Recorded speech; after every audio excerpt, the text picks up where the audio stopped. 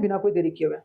सबसे पहले कर्व, आप जानते हैं कि ग्राफिकल अगर रिप्रेजेंटेशन अगर हम किसी भी चीज का कर देते हैं तो वो हमारा क्या कहलाता है? कर्व कहलाता है। ठीक है, ग्राफिकल रिप्रेजेंटेशन अगर किसी चीज का कर देते हैं तो वो क्या कहलाता है? कर्व कहलाता है। तो प्रोडक्शन पॉसिबिलिटी कर्व जो है वो एक कर्व है जो शो करता है different combination of two goods.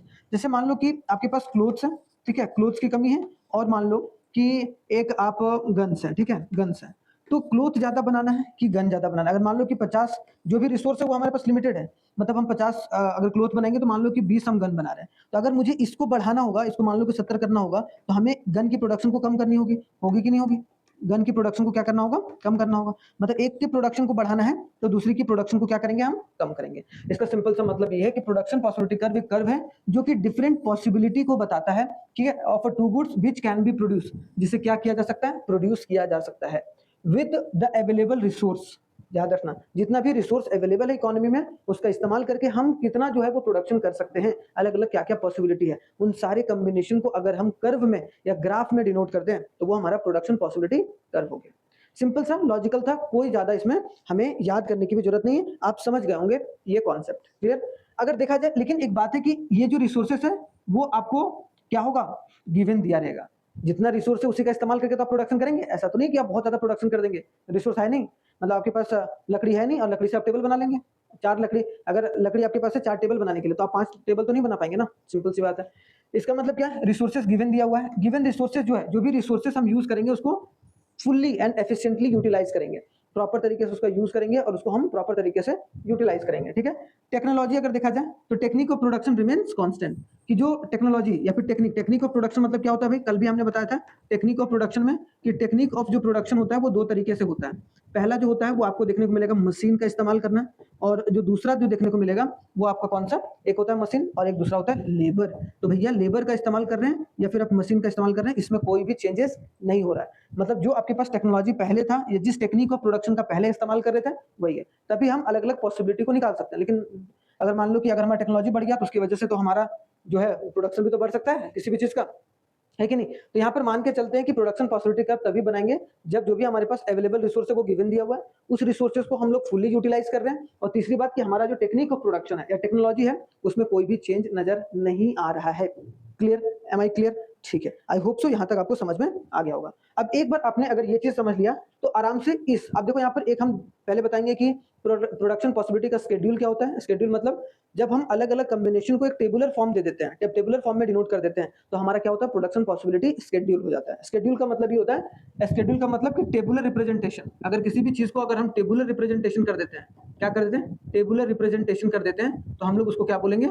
हम लोग उसको सिंपल सी बात है शेड्यूल बोलकर चलेंगे। तो यहाँ पर बोला गया है, सिंपल सी बात है, एक देखो कि भाई गुड ए है और गुड बी है और गुड सी है और गुड डी है, और या फिर ये पॉसिबिलिटी मान लो कि वेरियस पॉसिबिलिटी है, पहला पॉसिबिलिटी है, दूसरा गुड यहाँ पर है कि गुड ए है और गुड बी है। यहाँ पर आपको 2 देखने को मिलता है, एक आपको गुड ए और एक गुड बी देखने को मिलता है। ठीक है, यहाँ पर गुड ए हो गया और गुड बी, ये आपकी अलग अलग पॉसिबिलिटी है। पहला पॉसिबिलिटी क्या है कि जितना भी हमारे पास रिसोर्सेज गिवन दिया हुआ था, जितना भी रिसोर्सेज हमारे पास गिवन है, उससे हम क्या कर सकते हैं भाई? जिस चीज की भी कमी है, कमी मान लो कि हमें ज्यादा वीट की है तो हम वीट का प्रोडक्शन कर रहे हैं, वीट का प्रोडक्शन 100 लाख टन कर रहे हैं, और 0 बेल्स का हम लोग क्या प्रोडक्शन कर रहे हैं? क्या कर रहे हैं? लोड का। ठीक है, अब जैसे ही आपको देखो 100 से 90, मतलब अगर आप वीट की प्रोडक्शन कम करेंगे, आपको लग रहा है कि इकोनॉमी में दिक्कत परेशानी क्लोथ की है, तो क्लोथ की प्रोडक्शन को बढ़ाएंगे। तो क्लोथ की प्रोडक्शन को बढ़ाएंगे तो जो बी कॉम्बिनेशन बनेगा वो ये बनेगा कि 100, 90 और 1। सेम उसी तरीके से तीसरा कॉम्बिनेशन 70 और 2, चौथा कॉम्बिनेशन 40 और 3, और चौथा कॉम्बिनेशन क्या? ये 0, और इसको हम लोग पूरे, मतलब यहाँ पर सारा इस्तेमाल जो है क्लोथ बनाने में टेक्नोलॉजी का इस्तेमाल किया जा रहा है, रिसोर्सेज का इस्तेमाल किया जा रहा है।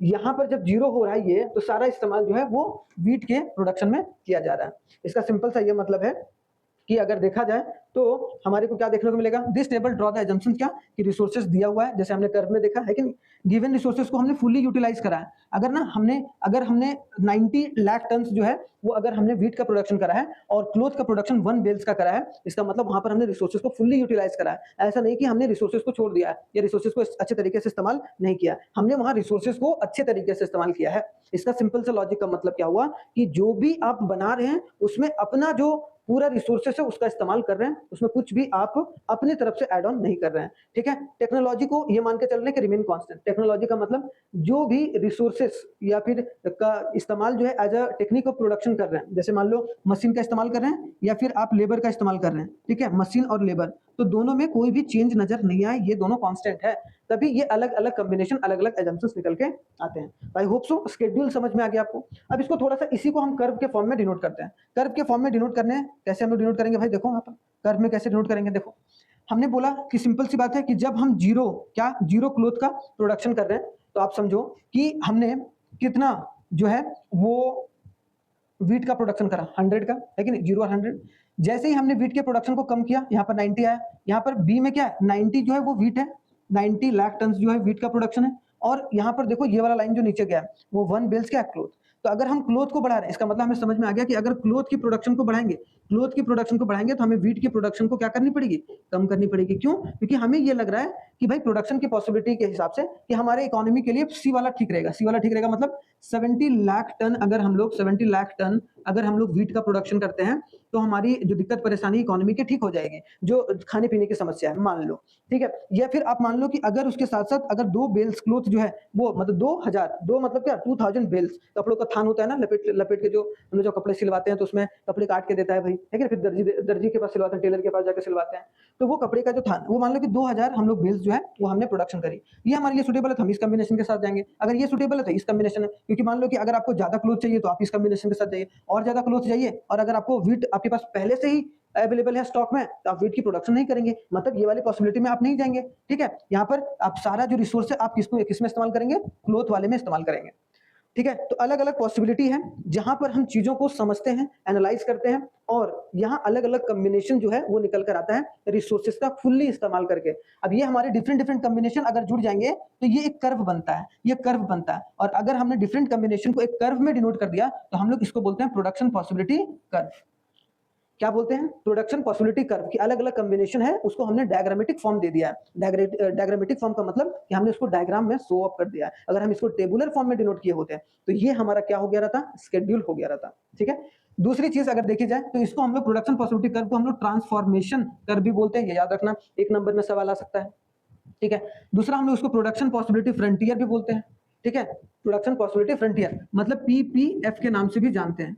अगर मान लो कि यहाँ पर एक एग्जांपल के तौर पर दिया गया है, अगर मान लो कि ये वाले पॉइंट पर अगर कोई बोले कि प्रोडक्शन करना है, तो क्या यहाँ पर ये अटेनेबल है, बिल्कुल भी अटेनेबल नहीं है, क्योंकि यहाँ तो हमारी रिसोर्सेस है ही नहीं हमारे पास उतना बनाने की। अगर मान लो कि ये पॉइंट यहाँ हो जाता, ये इस लाइन पर नहीं, ये इस कर्व पर नहीं रहता, ये पॉइंट यहाँ पर है, इसका मतलब ये क्या है, अंडर यूटिलाइज्ड है, मतलब हमने रिसोर्सेज को अंडर यूटिलाइज करा, हमने यूटिलाइजेशन जो है वो अच्छे से नहीं करा है। अगर इसके बाहर आ गया इसका मतलब अनअटेनेबल है, हम उसको अटेंड कर ही नहीं सकते हैं, हमारे पास रिसोर्सेज ही नहीं है उतना, हम उतना लेबर ही नहीं है, उतना पैसा ही नहीं है, उतना कैपिटल ही नहीं है जो कि हम इस पॉइंट के प्रोडक्शन को कर सकते हैं, ठीक है। तो 3-4 चीजें हैं जिसको आपको याद रखना है, बहुत इंपॉर्टेंट है। इसका मतलब आपको समझ में आ गया होगा, ठीक है। डन डन डन, आगे